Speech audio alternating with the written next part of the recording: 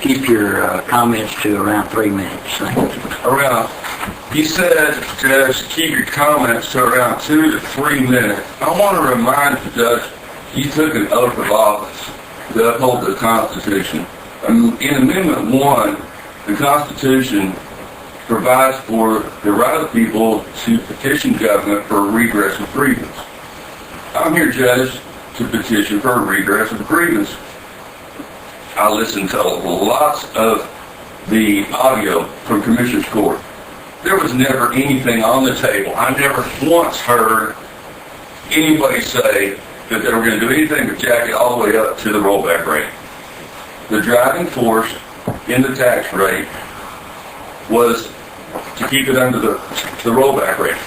You know, there was no discussion about let's see what we can do to not increase taxes, or let's see how minimally we need to increase taxes. We're going to stick it in here at the highest possible rate that the voters don't get a chance to have an election to roll back the rate.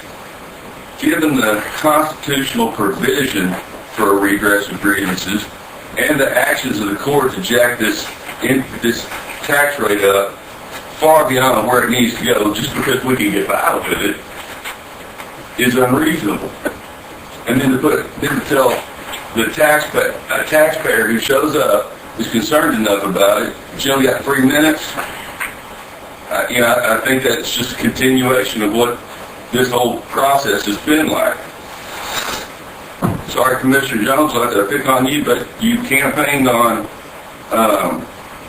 McCad taxes being too high, or the property valuations being too high.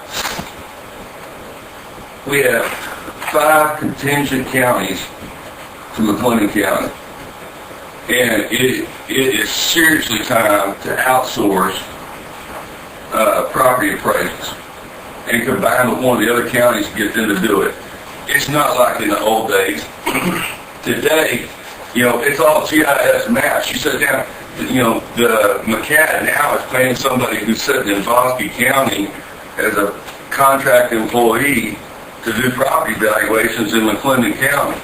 And you got some logistics with the property hearings, but it's time to really evaluate joining with another county and firing McCad, because McCad's recently lost 3 lawsuits. And interestingly, one of them was because they shafted their employees that they promised to pay their insurance for. Commissioner, I heard that you campaigned on rolling back the recent tax increase, and then you voted for the tax increase, and you still believe that you should make as much as the other commissioners. And I see that as a conflict.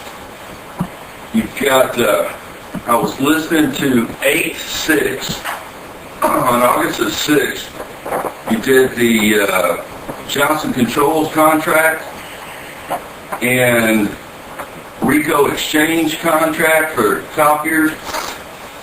Okay, not multi-million-dollar contracts, okay, but nobody went out for bids on them.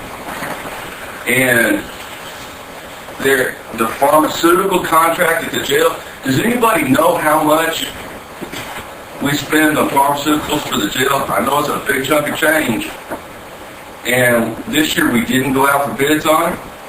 Commissioner Perry, there is an office in your precinct, not far from your former office over there, that provides pharmaceuticals, and that's a McLennan County business. So it employs McLennan County taxpayers. Yes, please conclude your thoughts, please. Well over the time limit. I'm working on it, Judge, but again, I want to make the point that this is a historic tax increase, and I don't think it's a severe imposition on the court to hear what a taxpayer has to say. If you think I'm rambling, or if you think I'm off base or wrong, please say so.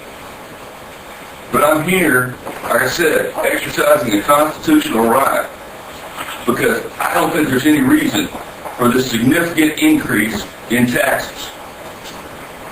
The sheriff's radio system, how much was it, $5 million? It's no big contract. Factored out over 5 years. Yeah, knew about it 2 years ago, I think. It's the first time it was brought to the Commissioner's Court. That's a lot of money. And there was no bid. And again, every time we find ourselves jammed up in this emergency situation where we have to do something, a situation like the Sheriff's Office radio system, where you go out, where you just award the bid, and there was no bid process on it. And there's still some question about whether or not that was the best or not, or whether it even works or not.